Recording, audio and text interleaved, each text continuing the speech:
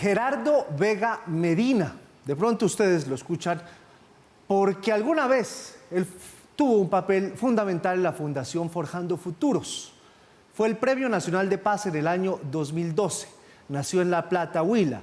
Y para muchos, óiganlo, es un premio de la paz lo que está haciendo hoy al frente de la Agencia Nacional de Tierras. Está aquí con nosotros en Red Más Noticias. Doctor Gerardo, qué gusto tenerlo. Muchas gracias a ustedes, muy amables. Gracias a Red Noticias, muy amables. ¿Usted cree que 30 años después que usted esté en este cargo sentado, es un triunfo de la paz? Sí, es una posibilidad, es lo que se ha dado en la historia del país. 30 años cumpliendo un proceso de paz. Sin embargo, hay gente que no se lo quita de encima, pues, pero hemos tenido un recorrido institucional importante, contribuyendo con la nueva Constitución Política de Colombia para que las personas que fueron despojadas de sus tierras, que perdieron sus tierras, las recuperen, y en segundo lugar, para que esta nueva Constitución tenga vigencia e inclusión para millones de colombianos que han estado por fuera. Doctor Gerardo, ¿por qué no me ayuda a entender un poquito qué es eso del catastro multipropósito? Todo el mundo habla del catastro multipropósito, mucha gente no lo entiende. ¿Qué es? Primero decir que eso se pacta en los acuerdos entre la FARC y el Gobierno Nacional en el año 2016. Catastro, pues, quiere identificar un predio, una finca, una parcela, con la topografía, con el plano, decir quiénes viven allí, si son poseedores, ocupantes, propietarios, y para qué es valiosa esa tierra, cuál es la vocación de esa tierra. Cualquier país en el mundo que quiera planificar su futuro debe saber quiénes son los propietarios de su territorio o los ocupantes y para qué es buena, qué vocación tiene esa tierra. Produce manzanas, produce peras, es para minería, es para afluentes de agua, que es de conservación, se puede producir alimentos. Para planear el futuro del desarrollo de un país hay que saber qué es lo que tenemos. Eso es el catastro multipropósito. ¿Cuál es la tierra? ¿Quiénes son los propietarios? ¿Y para qué es buena esa tierra? ¿Qué es productivo en esa tierra? O sea, en el fondo eso es un ejercicio de planeación a largo plazo, de productividad. Exactamente, es de organización de Estado. De los países desarrollados, cualquiera de esos países europeos saben perfectamente quiénes son los propietarios, quiénes son los ocupantes, quiénes viven en ese territorio y para qué, y qué produce esa tierra, cuáles son las virtudes de esa tierra, cuál es la vocación de esa tierra. La tierra no es la misma, hay una gran parte de extensión de Colombia, hoy concentrados, calculados 36 millones de hectáreas, 36 millones de hectáreas donde hay agua, donde hay bosques, donde hay selvas, biodiversidad, que debe ser protegido para beneficio del planeta y del mundo. ¿Qué haríamos la gente que habitamos las ciudades sin aire y sin agua? Que se produce allá, fundamentalmente la limpieza del aire y el agua. Entonces eso hay que conservarlo. Y para eso debe saberse dónde están esas tierras, cómo proteger esas tierras, así como saber cuáles son las tierras fértiles para producción de alimentos.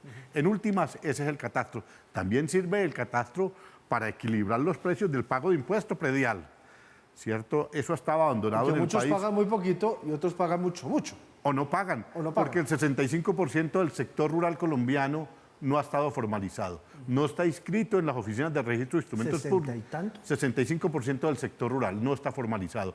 El Estado, comillas, lo digo así, comillas, no sabe quién es el propietario, ocupante o poseedor de esas tierras. El 65% del sector rural colombiano. Hay una parte que está formalizado por empresarios del sector rural, digamos, palmicultores, ganaderos. Eso está bien, eso es legal. Sí, claro, eso debe ser así. Pero hay un 65% que no se sabe. No sabe el Estado formalmente, sin embargo, uno va a las regiones, pregunta, oiga, esa tierra, esas extensiones de tierra, ¿de quién son? No, que del rolo, del costeño, del paisa, la gente sabe. Porque es que el problema de Colombia es que el sector rural ha estado dominado por grupos ilegales, guerrillas, autodefensas o los propios agentes del Estado, y pues así no se puede planear un país. Claro. Doctor Gerardo, ¿qué lectura le da usted a las invasiones de tierra ilegal, lo que se ha dado en los últimos días? ¿Cómo se puede compaginar eso con la reforma agraria que quiere hacer el gobierno? Porque hay mucha queja de que se están metiendo y que hay inacción. ¿Usted cómo ve ese tema? Son dos temas separados, creo yo. Uno es propietarios legítimos de buena fe que han adquirido sus tierras, que tienen su patrimonio allí, que lo adquirieron bien, digámoslo, en derecho, protegidas tierras, que pagan sus impuestos, pues el Estado con todo rigor debe proteger la propiedad privada de esas personas, de esos empresarios. Invasores. Correcto. Con todo el rigor proteger la propiedad. Y dos, diferentes son los que están sobre predios baldíos de la nación. Baldío es que es un predio que es de la nación, del Estado en general, y que llevan un tiempo y que allí producen, y hay gente que no tiene tierras, que necesitaba tierras, pues con ellos diálogo permanente para resolver un tema que en Colombia no se ha resuelto. Es que el 1% tiene el 90% de la tierra. Colombia nunca hizo reforma agraria. Nunca en 1936 del siglo pasado, en 1976, y este tema agrario llega un poco por la puerta de atrás, por allá en el año 2006.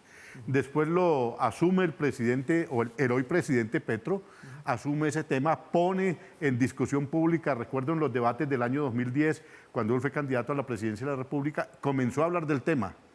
Y luego vino un gobierno que incluye ahí la restitución de tierras, ley de víctimas y restitución de tierras. Al principio a las víctimas únicamente las reparaban por el homicidio, por las lesiones personales, por el secuestro, por la desaparición, ese tipo de delitos que habían sufrido familias o personas.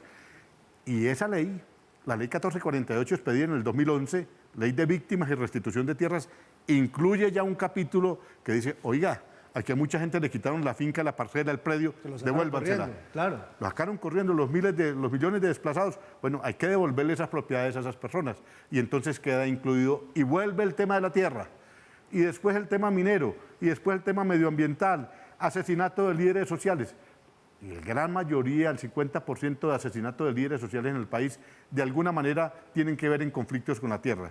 O porque son líderes que están pidiendo que les restituyan lo que les quitaron, o porque están trabajando en sustitución de cultivos ilícitos, que tiene que ver con el tema de la tierra, o temas mineros, tiene que ver con el tema de la tierra, medioambientales, todas esos liderazgos han sido sacrificados en el país, un 50%. Si miras entre el asesinato de todos esos líderes, ha habido algún antecedente o algún conflicto vinculado a la tierra. Colombia tiene que resolver ese tema, el tema de la tierra. Y por eso el presidente actual lo ha asumido, lo ha recogido, lo pone en la agenda pública.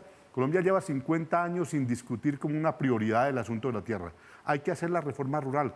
Eso lo encabeza la ministra, Cecilia López, como líder de todo el sector agrario en el país, y desde luego el presidente Petro. En mi caso, como director de la Agencia Nacional de Tierras, pues nosotros tenemos que cumplir unas metas que están puestas ahí, fijadas por el gobierno, y hacer el procedimiento y la metodología para que esto se pueda cumplir. Sabe que hay otra deuda, y se la quiero poner sobre la mesa, y es la de las zonas de reserva campesina. ¿Eso cómo lo vas a manejar? ¿Eso cómo va a quedar? Lleva muchos años, Sí. Lleva muchos años y es causante de muchos problemas. Sí, no, es una protección especial lo que un sector de la sociedad que no lo ha tenido hasta ahora se podría configurar a través de las zonas de reserva campesina, así como los resguardos indígenas tienen una protección legal y constitucional, o así como los consejos comunitarios de negritudes han tenido una prevalencia inspirada en sentencias de la Corte Constitucional, en jurisprudencia, pero además de derecho constitucional, y también los campesinos. Los campesinos se habían quedado porque hubo un prejuicio en el pasado de que las zonas de reserva campesina eran zonas de conflicto, que estaban articuladas con grupos ilegales de guerrillas. Eso fue un prejuicio lo que hubo. Pero no pasó, no había evidencia de que eso fuera así. Metieron a una gente a la cárcel. Yo recuerdo los de Ansor, los metieron como a 12 a la cárcel, los tuvieron allá como 1 año y medio y los jueces los absolvieron de toda esa responsabilidad. No era cierto. Salieron todos esos líderes sociales. Yo recuerdo a varios de ellos. Los procesaron, los metieron a la cárcel y luego los jueces dijeron, estos señores no tienen nada que ver con esos temas. Eran luchas campesinas. Entonces hay que reconocer la de las zonas de reserva campesina. Hay unas en trámite. Son legales, están legalmente constituidas, formalizadas. Hay 7, hasta donde recuerdo, 7, 9, y hay otras en trámite. Y desde luego la agencia va a promover que esas zonas de reserva campesina pues, se constituyan, que tengan su resolución de orden legal y puedan participar de la vida social del país como persona jurídica. Los campesinos tienen derecho a asociarse y a presentar sus demandas, sus reivindicaciones, como lo tienen los artistas en sus asociaciones, o los periodistas en sus agremiaciones, o los empresarios, o los taxistas, o los comerciantes que tienen Cámara de Comercio, los campesinos en igualdad de derechos constitucionales con el resto de la sociedad colombiana, tienen derecho a asociarse y a presentarle al Estado sus necesidades, sus demandas. Gerardo, tú fuiste Premio Nacional de Paz en el año 2012, lo recuerdo mucho. ¿Cómo hacer para que eso se haga en tranquilidad, en paz, sin ver esas tensiones sociales que se están viendo en los últimos días? ¿Cuál es el secreto? ¿Cuál sería tu recomendación? Sé que no es un tema tuyo, pero cuando uno habla de la Agencia Nacional de Tierras, dice, bueno, ¿de allá qué se va a hacer para que esto se haga de verdad en paz y conciliado? Porque es que no hay necesidad de hacerlo de otra manera. Cuando a mí me Te lo digo preguntan... por las invasiones de los Claro, predios, de los claro. predios privados, Pero que eso mucha gente lo ve con sí, mucha preocupación. Es un mensaje a ellos también, a comunidades indígenas, a comunidades negras, a comunidades campesinas. Pues no hay necesidad, porque si antes no hubo voluntad de resolver este tema, este gobierno tiene toda la voluntad de resolverlo. Es que no es nada sabroso irse a meter a un predio que está vigilado, a poner una carpa, a dormir de una carpa donde no hay servicios públicos, donde no hay nada, a vivir en el campo sin nada, debajo de un plástico, para lograr un derecho de un pedazo de tierra o para que le formalicen la tierra. No hay necesidad de eso en este momento. Nuestro mensaje es a las comunidades indígenas, a las negritudes y a los campesinos, pues que el gobierno está resolviéndolo por una vía institucional. Un problema que estaba abandonado por el Estado más de 50 años, no estoy hablando del gobierno anterior, sino que hace 50 años el tema agrario estaba abandonado en el país. Este gobierno le está dando toda la fuerza, todo el acento, está incluyendo más presupuesto, está buscando los recursos, está planteando que va a comprar 3 millones de hectáreas de tierra y que vamos a formalizar 7 millones de hectáreas y el catastro multipropósito. Entonces, pues no tiene razón de que la gente vaya a ocupar o invadir tierras porque hay un mecanismo institucional. He escuchado de empresarios del sector agrario, los ganaderos, José Félix Lafori, ha dicho que hay que ayudarle al presidente a cumplir la meta. Pues bueno, esa debe ser la vía. Ese es el camino. No organizaciones privadas de defensa, ni convivir, ni nada de esas cosas. Para eso el gobierno no le jala a nada de esas cosas. No le va a jalar a repetir una historia trágica en el país. Sí, le dice, venga, hay que hablar. Eso lo lidera la ministra, desde luego, no es mi competencia, pero en sentido común, ese es el camino. Pues es Gerardo Vega, ahí lo tienen ustedes, fue Premio Nacional de Paz del año 2012 y está al frente de la Agencia Nacional de Tierras. Pues qué gusto tenerte con nosotros, te deseo toda la suerte en esta nueva gestión. Un punto final, cuando te vayas, 4 años, ¿cuáles serán tus logros? Esperamos cumplir con los 3 millones de hectáreas de tierra para la gente, campesinas y campesinos que no tienen tierra, haber cumplido eso, y 7 millones en formalización de títulos a personas que están sobre la tierra y no tienen el título. Y dejar las bases fuertes, sentadas, de un país que pueda planificar a través del catastro multipropósito. Gracias, Gerardo, por estar con nosotros esta noche en Redma Noticias. A ustedes, muchísimas gracias, muy amables.